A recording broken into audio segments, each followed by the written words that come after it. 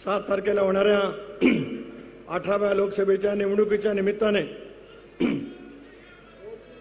महायुतीचा उमेदवार नात्याने माझ्या प्रचारार्थ या ऐतिहासिक असलेल्या स्टेडियमवरती विराट अशी जाहीर सभा या ठिकाणी होते आहे। ज्यांचे विचार ऐकण्यासाठी सारेजण आपण आतुरलेले आहात। महाराष्ट्राच्या राजकारणामध्ये गेल्या दशकामध्ये पूर्णपणाचं राजकारण बदलवण्याची ताकद आणि क्षमता ज्या नेतृत्वामध्ये आहे अशा आपल्या सर्वांचे नेते, राज्याचे लोकप्रिय उपमुख्यमंत्री आदरणीय देवेंद्रजी फडणवीस साहेब, पालकमंत्री उदयजी सामंत, नुकताच ज्यांनी अतिशय धडाकेबाज या ठिकाणी आपल्या सर्वांच्या समोर विचार मांडले। देवेंद्रजी यांना मी कोकणातला राजकीय किमयागार म्हणतो।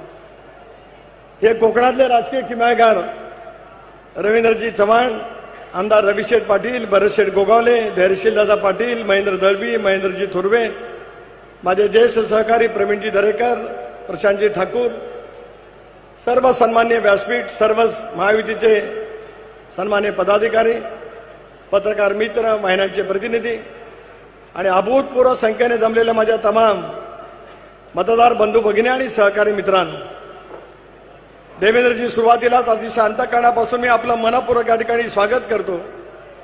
आणि मला विश्वास आहे की पेणची ऐतिहासिक नगरी, ज्या नगरीमध्ये गणरायाचं कारखाने या ठिकाणी या सगळ्या परिसरामध्ये आहेत, त्या गणरायाचा आशीर्वाद आपल्याला या ठिकाणी वैकुंठ पाटलांनी भेट देऊन त्या ठिकाणी दिलेला आहे।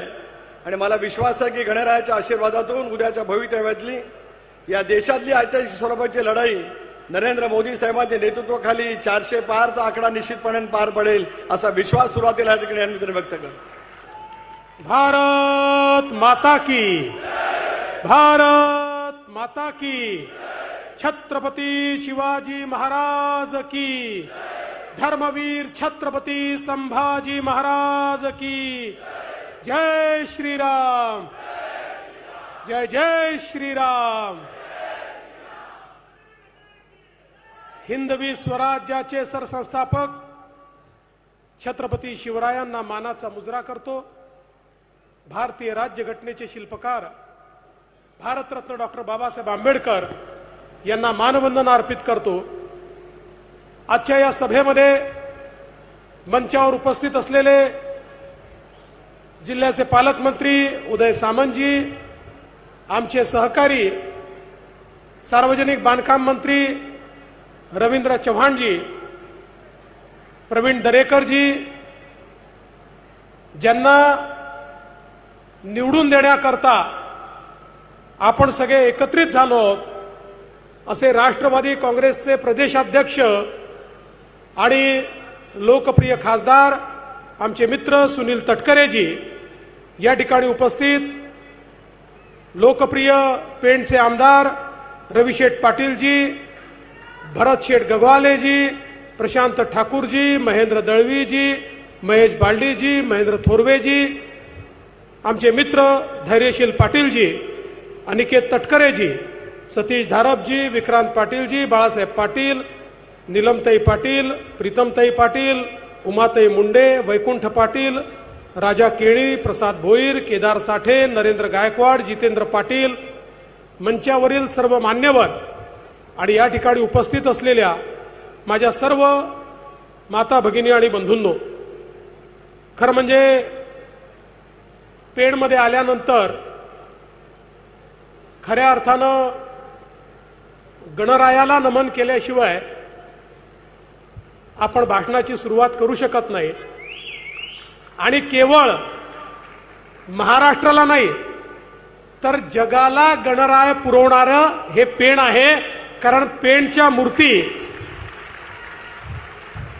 अमेरिकेसह युरोपमध्ये देखील कुठे गेलं तर लोक श्री गणेशाची आराधना करताना पेणच्या मूर्तीचाच उल्लेख त्या ठिकाणी करतात। आणि म्हणून श्री गणरायाला नमन करतो।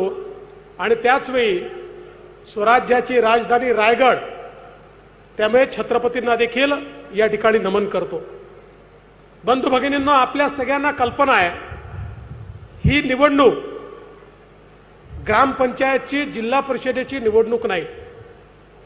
ही निवडणूक नगरपालिकेची, महानगरपालिकेची किंवा विधानसभेची निवडणूक देखील नाही, देशाच्या लोकसभेची निवडणूक आहे. देशाचा नेता निवडण्याची निवडणूक आहे.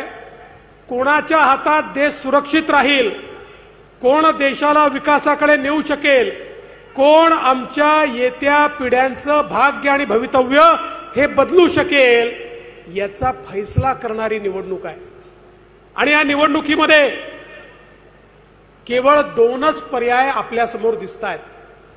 पहिला पर्याय आहे विश्वगौरव विकास पुरुष नरेंद्र मोदीजी आणि मोदीजींच्या नेतृत्वामध्ये आपली महायुती, एकनाथराव शिंदेजींच्या नेतृत्वातली शिवसेना असेल, अजितदादांची राष्ट्रवादी असेल, आता मनसेही सोबत आहे, आपली रिपाई पण आहे, पिरिपा पण आहे, रासपा पण आहे, अशी एक आपली भव्य अशा प्रकारची महायुती आहे.